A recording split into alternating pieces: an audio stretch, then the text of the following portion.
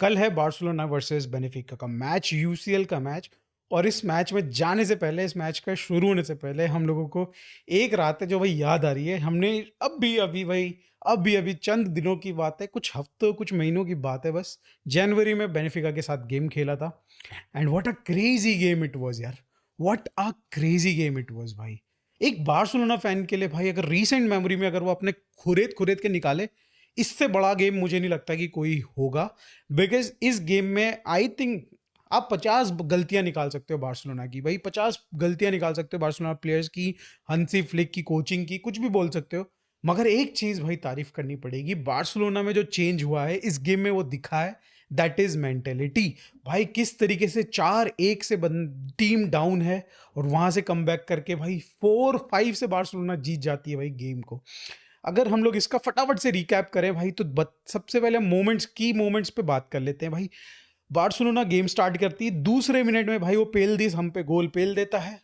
ठीक है, उसके बाद लेवेंडोस्की किसी तरीके से पेनल्टी में भाई इक्वलाइजर कर देते हैं स्कोर। उसके बाद तो भाई गोल्स की झड़ी लग जाती है, गलतियों की झड़ी लग जाती है बार्सिलोना की। भाई बार्सिलोना 22 मिनट में गोल खाती है, 38 मिनट में गोल खाती है एंड देन अरोहो भाई अपना ओन गोल कर देते हैं प्रेशर के वजह से। 64 मिनट तक बार्सिलोना भाई 4-1 से पीछे चल रही होती है। और भाई कहीं से भी भाई बार्सिलोना फैंस के लिए कोई उम्मीद नहीं थी भाई कि अब यहां से कभी कमबैक होगा कि नहीं होगा, क्योंकि हम लोग फैंस ने भाई बहुत सारे ऐसे गेम्स देखे हैं जहां पे हमने 2-2 की लीड, भाई 2 की लीड हमने हक दी है।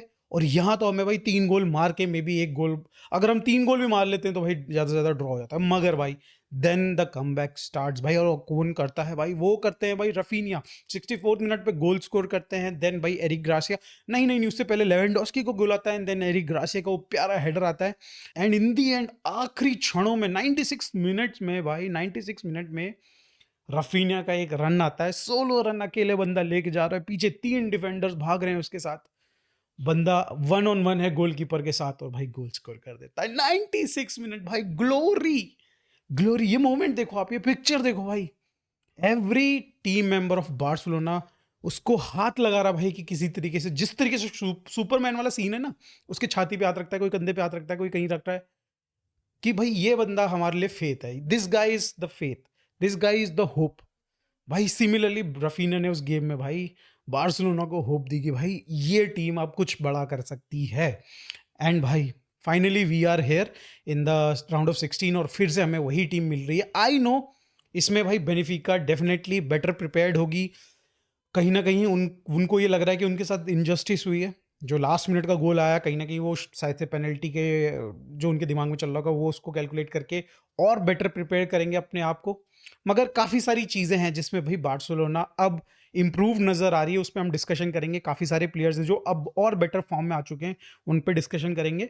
तो चलो शुरू करते हैं भाई। आफ्टर लाइक ये रिकैप विकैप का जो हमने भाई सास बहू वाली सीजन का जैसे चलता आता है, उस तरीके ही हमने एक रिकैप बनाया और आपके सामने प्रेजेंट किया। अब हम चलो मूव ऑन करते हैं एक्चुअल गेम की तरफ।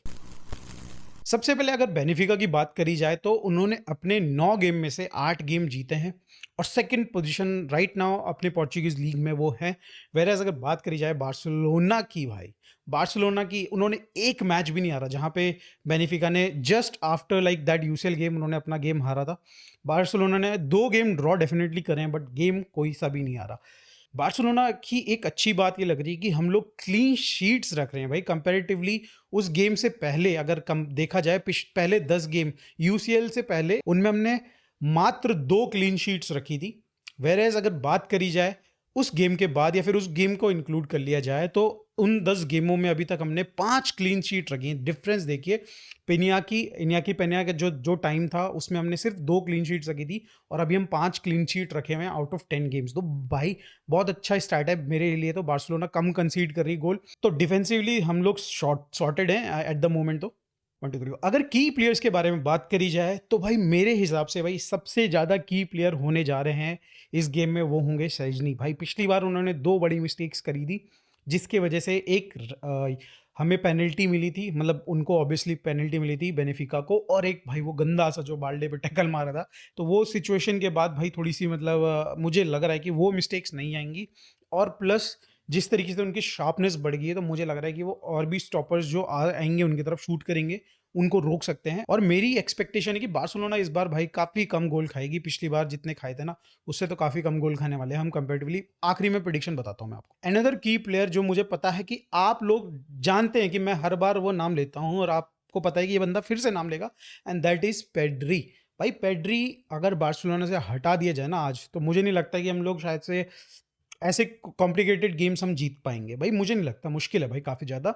Pedri is so important for us. And भाई अगर आप ना पेड्री का गेम देख रहे हो और आप सोच रहे हो कि भाई वो कंपोजर लेके आता है बॉल पे, और भाई हमारे पास जिस तरीके से क्रिएटिविटी दिखाता है वो, तो वो उसका एक एक्सपेक्ट है भाई। वो एक जस्ट एक पहलू है उसका जिसको वो फुटबॉल में दिखा रहा है आप लोगों को। मगर उसके सिवाय कई लोग हैं भाई, उसकी एक और चीज़ है, एक और साइड है जिसको भाई इग्नोर करते हुए चल रहे हैं, वो है पोजीशन 1। भाई डिफेंसिवली बंदा बहुत ज़्यादा सॉर्टेड है राइट नाउ पूरे यूरोप में। भाई पूरे यूरोप में डिफेंसिवली अगर किसी ने पोजीशन रीगेन किया है सबसे ज़्यादा वो है पेड्री। 161 टाइम्स भाई पेड्री ने लॉस्ट पोजीशन को वापस लिया है, 161। And second guy who is that, भाई काई सैडो है भाई, वो I think somewhere around like 159 है। And that guy is CDM भाई, literally that guy is CDM. तो उसका काम ही वही है कि भाई लॉस्ट पोजीशन को निकाल के वापस लेके आना टीम के पास। और ऑन द अदर हैंड भाई पेड्री हैं जो कि भाई पिवट खेलते हैं, चलो ठीक है पिवट खेलते हैं, मगर भाई फिजिकलिटी नहीं है बंदे के पास, कुछ नहीं है, उसके बावजूद भी भाई बंदा टॉप पे चल रहा है भाई। That is how good he is in midfield. भाई कंप्लीट मिडफील्डर बोल सकते हो भाई, सीरियसली आप कंप्लीट मिडफील्डर बोल सकते हो। एट द सेम टाइम अगर हम लोग बात करें थर्ड प्लेयर जो कि की होंगे, दैट इज लामिन यमाल। आपको पता है, मुझे पता है कि अगर हमारी ऑफेंसिवली बात करी जाए तो सबसे ज़्यादा क्रिएटिविटी आती है राइट साइड से, और लामिन यमाल उस चीज़ के भाई सूत्रधारक हैं। भाई वो ही की प्लेयर है उस पर्टिकुलर एरिया का। और आज भी भाई मुझे लगता है, या फिर कल जो गेम होने जा रहा है उसमें भी भाई बहुत की रोल निभाने वाले हैं। मगर भाई वो उनका फास्ट रहेगा, अगेन रमदान के फास्ट रख रहे हैं वो। 31 बाय द वे मार्च तक चलने वाला है रमदान। तो इस बीच में जितने गेम्स होंगे उनमें फास्ट डेफिनेटली रखेंगे वो। और भाई काफ़ी सिचुएशन भाई उनके लिए मुश्किल हो सकती है, तो हमें ट्राई करना है कि भाई फर्स्ट हाफ में किसी तरीके से गेम ख़त्म करा जाए, ताकि हम भाई उनको रेस्ट दे सकें। जस्ट लाइक द पिछला गेम हमने जैसे खेला था, सिमिलरली थोड़ा सा उनको रेस्ट दे सकें, कम यूटिलाइज करें। लामिन यमाल से भी रिलेटेड एक बहुत इंटरेस्टिंग फैक्ट आ रहा है। मैं एक पिक्चर आपके सामने लगा रहा हूँ, आप ये पिक्चर देखिए। टॉप में लामिन यमाल है और सेकंड पे आप देखिए कौन बंदा है, और डिफरेंस देखिए जो बार है उसमें। This is dribble one by a player under 23, मतलब 23 साल से नीचे के जितने भी प्लेयर्स हैं राइट नाउ यूरोप में, भाई इन सब का रिकॉर्ड आप देखिए। मतलब सेकंड बंदे से लेके आप आखिरी बंदे तक देखिए और फर्स्ट को देखिए, 40 मोर देन 40% का डिफरेंस है ड्रिबल वन के रेट में। भाई Lamine Yamal is on different level right now भाई यूरोप में। ये 23 साल तक के एवरेज एज वालों के लिए बात हो रही है।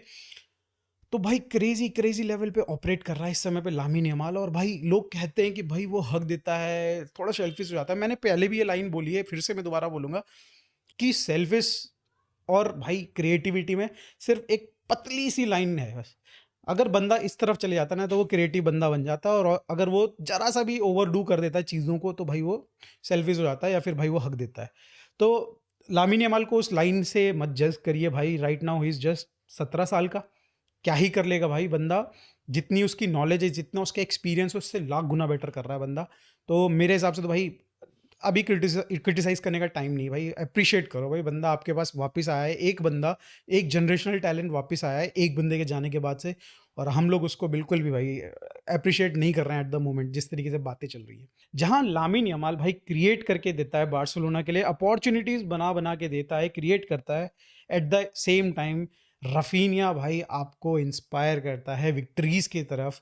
जिस तरीके से उन्होंने लास्ट गोल निकाल के दिया था भाई पिछले गेम में, भाई आई थिंक मतलब मुझे लग रहा है कि एक और आज के गेम में ये एक और इंस्पिरेशन की हमें ज़रूरत होगी, और वो हमें देंगे रफीनिया। ही इज़ अनदर की प्लेयर। ये 4 प्लेयर्स मेरे हिसाब से भाई की प्लेयर्स होंगे। इसके सिवाय भाई हर किसी को अपना रोल निभाना होगा मेरे हिसाब से।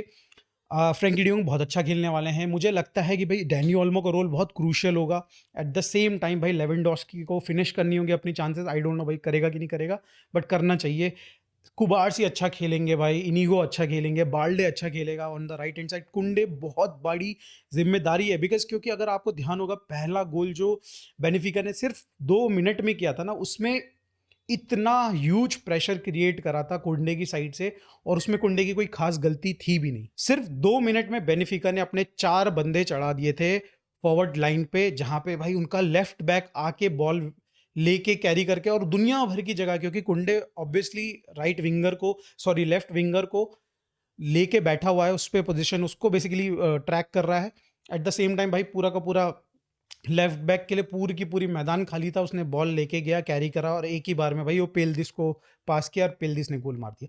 तो मतलब आज की इस मैच में, कल के इस मैच में कुंडे की बहुत ज़्यादा मेरे को लग रहा है इन्वॉल्वमेंट होने वाली है। At the same time Frenkie de Jong को और ज़्यादा डीप खेलना पड़ सकता है इस गेम में स्टार्टिंग के कुछ 15-20 मिनट में, क्योंकि आपने देखा है बार्सिलोना कहीं ना कहीं थोड़ा सा सोती नज़र आती है इनिशियल कुछ मोमेंट में गेम के, और उसी में ही हम लोग गोल खा लेते हैं। तो ये चीज़ें हमें ध्यान रखनी होगी।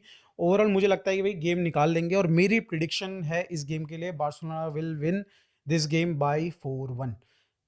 सीरियसली भाई 4-1 से जीतने वाले है बार्सिलोना, ऐसा मुझे लग रहा है देख के, क्योंकि वी आर बेटर प्रिपेयर्ड।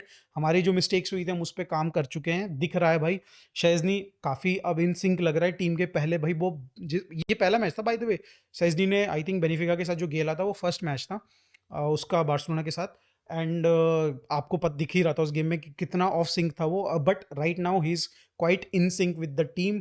अच्छे से बातें हो रही हैं, बातचीत हो रही है, कम्युनिकेशन गैप नहीं लग रहा है अब तो मेरे को एक्सपेक्टेशन ये है कि भाई गोल्स हम कम खाएंगे।